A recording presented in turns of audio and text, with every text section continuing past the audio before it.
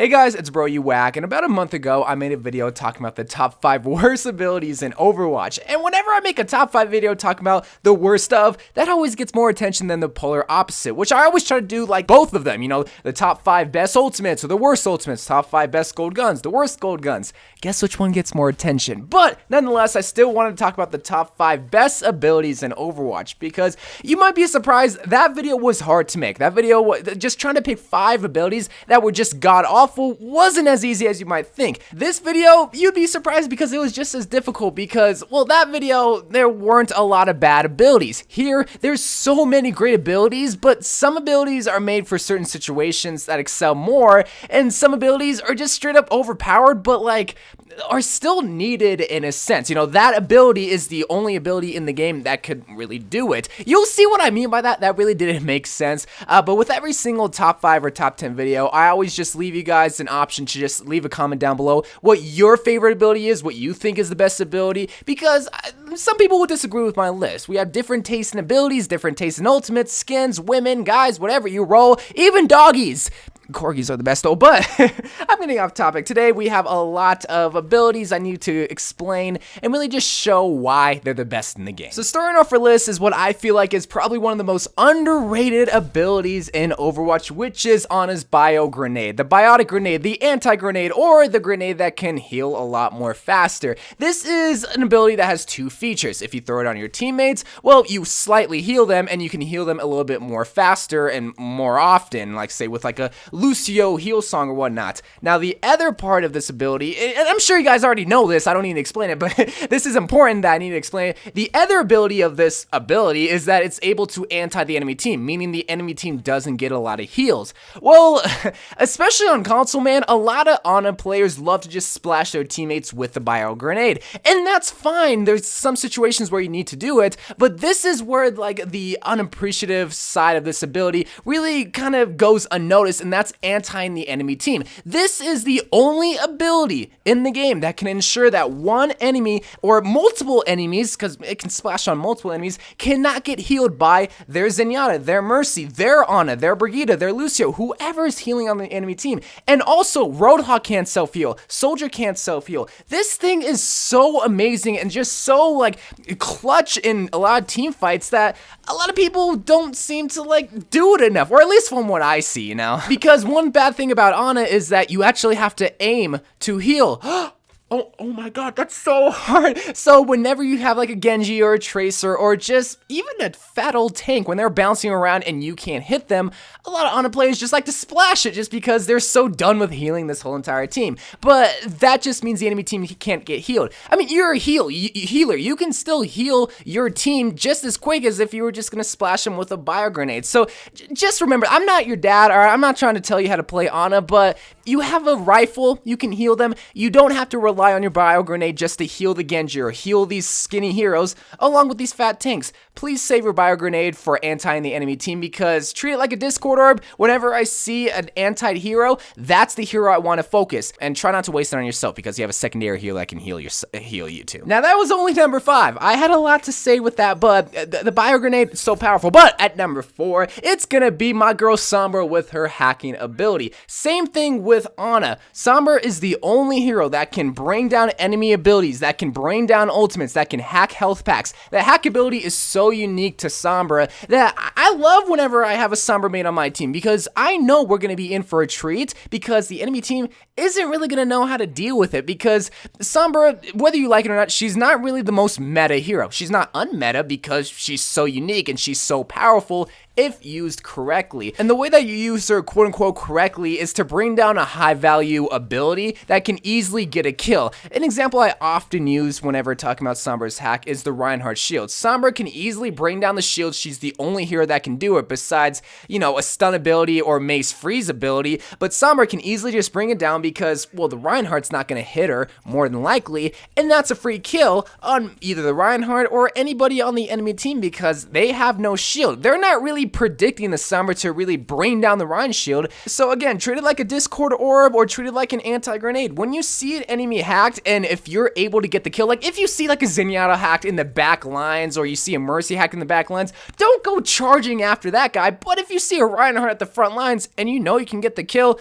get the kill, bro, because that's an easy kill, and they have nothing to defend themselves with. Yes, they have a team, but, you know, the hack ability, oh my god, it's just so good, so powerful. You notice with a lot of these abilities that they're high-value abilities, and more than likely, if you get a kill from that ability, like if they activate the ability, you're more than likely gonna win, and that's especially true with number 3, which is gonna be Mercy's Resurrect ability. Now, whether you love Mercy, or you hate Mercy, or you just straight up just hate her ability, you cannot deny that the Resurrect ability was one of the best in the game. Now, I'm gonna be honest, Mercy's Resurrect ability gets me annoyed, not because of just the ability itself, but just because it went under so many changes. There was a time period where Mercy was just going through puberty, and she just couldn't stay the same for more than 2 weeks. 1 month she had a fat res, next month it was new ability, next month it was like getting changed and nerfed and whatnot, there was a new cooldown, then the ability there was just so much going on. Now the recent change is that her ultimate ability went back to her old voice line ultimate ability, if that makes any sense. But getting to what matters, which is the gameplay side of her ability, the reason why this is so good is because there's not ever a time where you don't need an extra player. It's the only ability in the game that can instantly bring someone back without having to wait for a spawn, because obviously Symmetra's teleporter can bring someone back,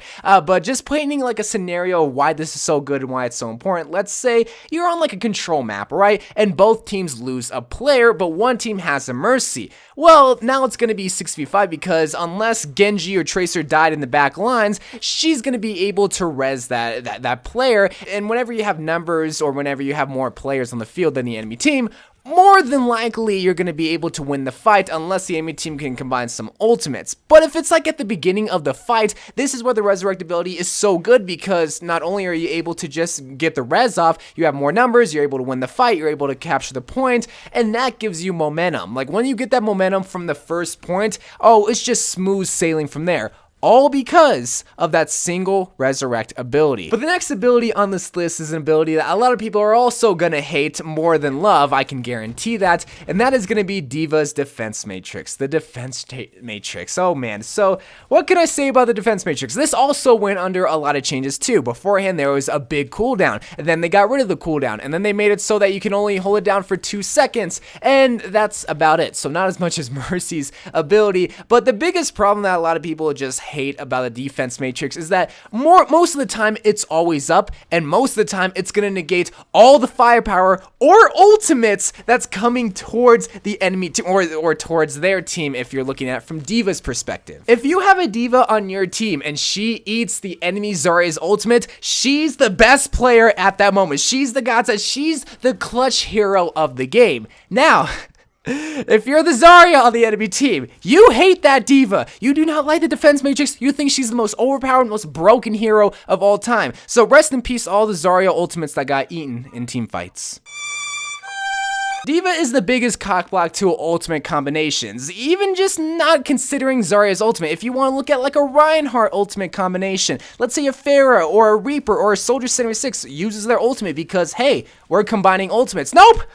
D.Va's Defense Matrix is up and negates all those ultimates. Now, Soldier's ultimate lasts a little bit longer than Defense Matrix, but you get my point. You can't get a clean ultimate, so that's why I always say to my team, listen, D.Va's still up. Either she's gonna eat the Zarya ultimate or eat my ultimates as Soldier, eat my ultimate as Pharah. We need to get the D.Va out of mech, and then once we get the D.Va out of mech, it's smooth sailing from there because it's pretty much a kill. She's not gonna team wipe everyone with the Bunny Blaster, and if she does, well, I want to recruit it on the US team. So overall, is the Defense Matrix broken? It's not the most balanced ability, but it won't like win you all the team fights. It'll win you some, which is why it's number 2, but I don't know, it's just a cock. It's more of an annoying ability than it is just like a balanced ability. But at number 1, it's gonna be an ability that makes this hero. It's gonna be an ability that pretty much saves this hero and makes this hero meta. It's gonna be Torbjorn's turn, baby! Attack Torbjorn's meta! No? So at number 1, the best ability in Overwatch is going to be Reinhardt's barrier field. The shield barrier, whatever you want to call it, this thing is what makes Reinhardt Reinhardt.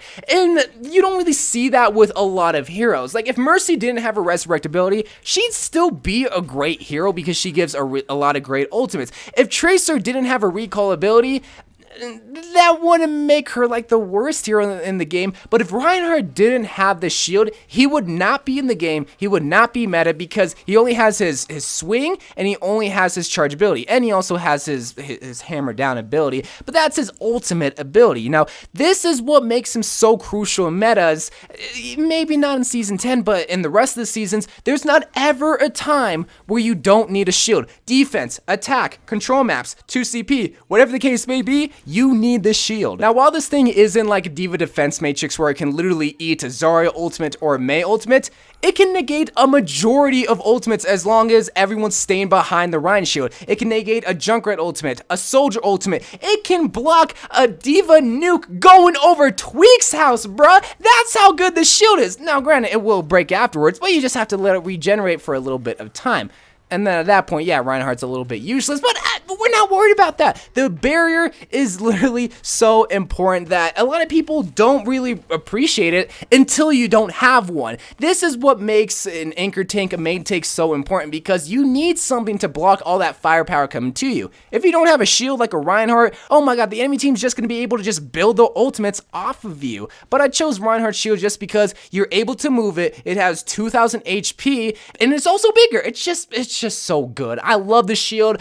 I don't think a lot of people can really argue whenever it comes to abilities that the shield is terrible. Is it the best? Well, that's where you guys leave a comment. Let me know what you think is the best ability in Overwatch. But I gotta say, the Reinhardt shield, it not only makes Reinhardt, but it protects a lot of heroes. It is so meta. It is so crucial in every single team comp, in every single map, on any single attack or defense. There is not ever a time where you don't really need a shield. Maybe once in a while you need a Zarya rather than the Reinhardt, and that in turn means you lose the shield, but oh my god, it's just so powerful, man. So I love you guys. Thank you guys for watching. More Overwatch videos to come. Let me know of just, you know, what you think is the best ability in Overwatch. Just let me know. I love you guys, and bye.